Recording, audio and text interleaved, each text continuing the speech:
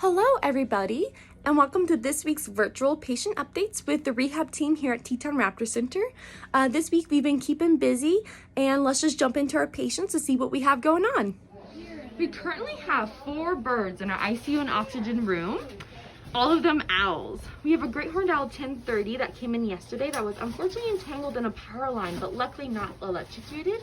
He does have some pretty severe soft tissue damage to his right wing, but we're hoping to get some sutures or stitches put in today with the vets.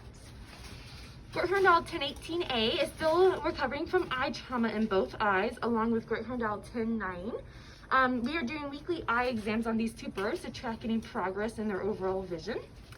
And great gray owl 1010 is recovering still from his ulna fracture from a car strike. The pin is still in place in the ulna. X-rays are showing not a whole lot of callousing quite yet at the fracture site, but we're hopeful that he will continue to heal with some increased laser therapy. And then we have 11 birds in our mews right now for a total of 15 patients this week.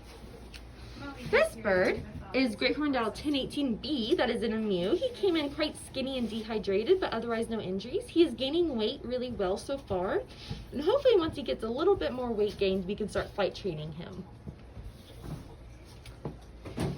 American Kestrel 1012, we did imp or replace his broken feathers with some molted feathers off of a different American Kestrel last week. So far those feathers are looking really nice, but he's still not wanting to fly very much. So we're thinking there might be some more nerve damage in that right wing. So we're gonna do some more tests and put him on some more meds. Great horned owl 1011 is doing well. He just finished his 2nd round of anti-parasite medication, and we'll retest his fecal to see if he still has any internal parasites. Red-tailed hawk 926 is flying really well, and his wound on his hip has healed fully. We did imp a few of his broken feathers as well, and hopefully he'll be ready for release soon. Sharp-shinned hawk is also almost ready for release. He's been flight training this last week and a half and doing really well. His coracoid fracture is fully healed, and we hope to release him this weekend. Great horned owl 829 is also doing well, but still flight training to hopefully improve his symmetry and his noise level while flying, due to his metacarpal fracture not being in total symmetric alignment with the other wrist. Our 2 osprey patients are still with us. Unfortunately, we cannot release them this year as we have missed migration, but we're checking out our other options of overwintering them or transferring them to another rehab center. Our bald eagle is also flight training, and she's doing really well.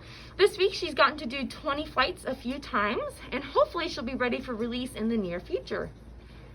And lastly, our 2 education birds are doing well, but no real change on these 2. We're still waiting for some paperwork to come in to approve their transfers. In the meantime, they're being weighed and treated like Edbirds, and they're doing really well.